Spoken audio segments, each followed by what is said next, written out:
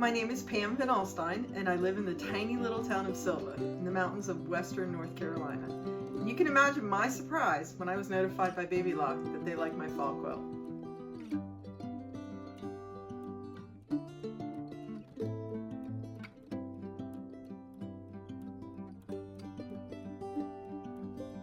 Baby Lock asked me to do a quick little video telling you how I did my quilt.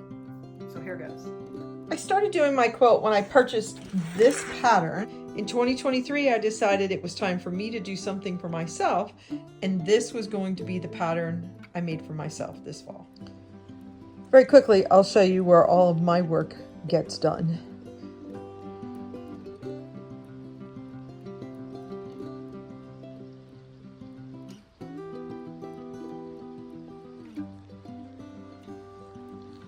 This is a little she shed we built on our property because I do not have much room in my house to sew. And it was built as a little summer play craft area. But I have since moved here full time and we have had to insulate and heat so that I can work year round. This is my little spot of paradise, and those are my kids. What I especially liked about this pattern was that this particular design, as shown, has a lot of purple in it, and I am a purple fan. So I set out to create this as uniquely as possible using a lot of purple. Building the topper for this quilt was just as much fun as quilting it. I learned a lot of new techniques building. Fabric shopping was first. Fortunately, I had access to a fabric store here in western North Carolina, in Maggie Valley, in fact, that was going out of business and had tons of fat quarters. So I was actually able to go pick a nice variety of fabrics to include into this quilt, with the purple being my favorite color again, and one I wanted to incorporate quite a bit. So I set out to gather my fabrics. I don't know how the rest of you are, but I hem and haw and try to decide, and sometimes just can't do it, but force myself, and in the end, it's all the right fabric. Once I decided on the fabric colors, putting it together was just as much fun as quilting it. I learned a lot of new techniques in this process. I had to cut each of the pumpkins, and they go different directions, so each one had to be cut, well, half of them could be cut one way and half the other way. There's 20 pumpkins in total, so 10 and 10. Each pumpkin was then appliqued on the outside of the pumpkin and the stem, and then it was time to sandwich the quilt and put it together. Where to start? Now that we've got it sandwiched, how do you quilt something like this? Many people send it off, but I actually enjoy the quilting process myself. And I knew that I was going to test myself and really stretch it as far as my comfort level went on the Solaris. I was relatively new to the Solaris and IQ Designer. Really expand my knowledge on this. So here's a couple of things that I did. Using the IQ Designer on the Solaris, I scanned the design, boxed off the square, and applied the fill of the stippling stitch to go around the pumpkins. The pumpkin is scanning as a line design in IQ Designer. I really only want the outline of the pumpkin and nothing else. So we're going to quickly scan this. Bring it into IQ Designer. You'll see in 1 second what we do.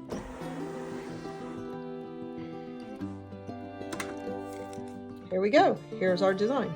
Now what I'm going to do is clean it up a little. So I'm going to move that up and over. And I like to use my finger. Get a little more accuracy, I think, than with the pen. I'm going to say okay. And now I'm going to actually set this. Since I've done it this way as a line design, what's easiest for me is to just increase the size of my eraser. Keep going, keep going, keep going. That's probably good. And then I'm going to erase everything. I'm going to erase everything everything I see because I don't need to. I could just leave it and clean it up, but for me it was easier to erase everything and start over because I still have the outline of the pumpkin underneath. So once I got my outline cleaned up, I got nothing left on here, then I'm going to increase it, and I'm actually going to start outlining this pumpkin.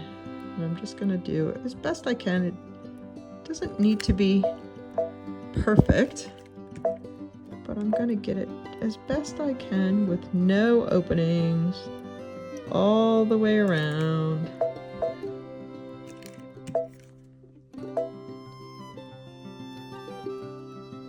I just really want the outline of the pumpkin and nothing else, and I found this to be faster than trying to clean it up. Okay, I'm only doing the pumpkin, so I'm not going to concern myself with the stem. I'm going to exclude the stem.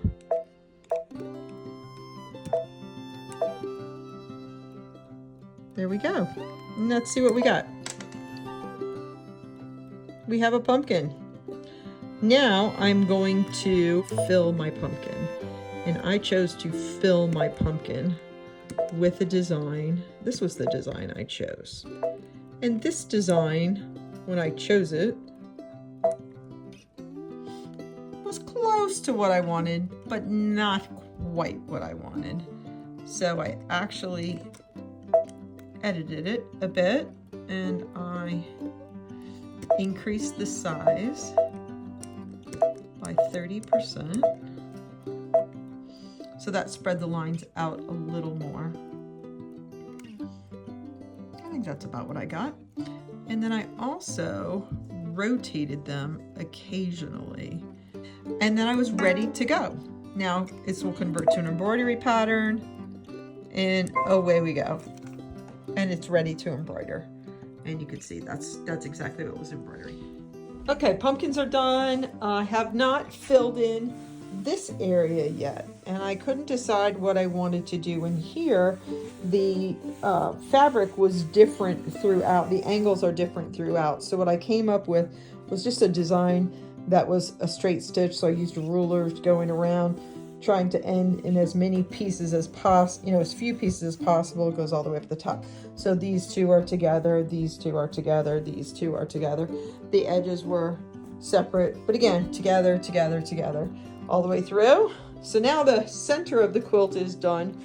I used a ruler to do this, just trying to perfect my skills there. Now it's time to do this little border. Fortunately, I have a husband who is familiar with palette design, so I was able to give him a line drawing of a pumpkin, which he was actually able to duplicate and just continue. So he converted the line drawing to this little border pumpkin. These were straight lines with rulers, and then I finished it off with the fabric that was all used in the quilt with the ultimate border. In the end, it definitely was something that I made with love because I made it for myself, and I loved learning all along the way. Well, thanks for choosing my quilt as a favorite of yours. It was a lot of fun for me to make, and I hope I inspire some others. I absolutely love my Solaris and will continue to push myself in learning different techniques. In addition to the pumpkin quilt, here's a picture of a sunflower quilt I made for myself last year, and a Christmas quilt I also made for myself.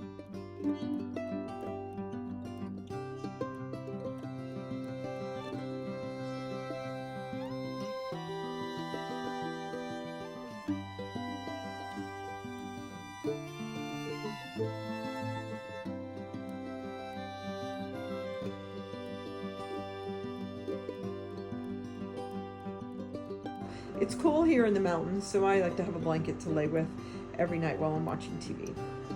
Thank you again for choosing my quilt. And none of this could have been possible without those at Quilts and Lace in Viera, Florida. They were the ones that got me started on this adventure in my life and sold me my Solaris. Thanks, guys.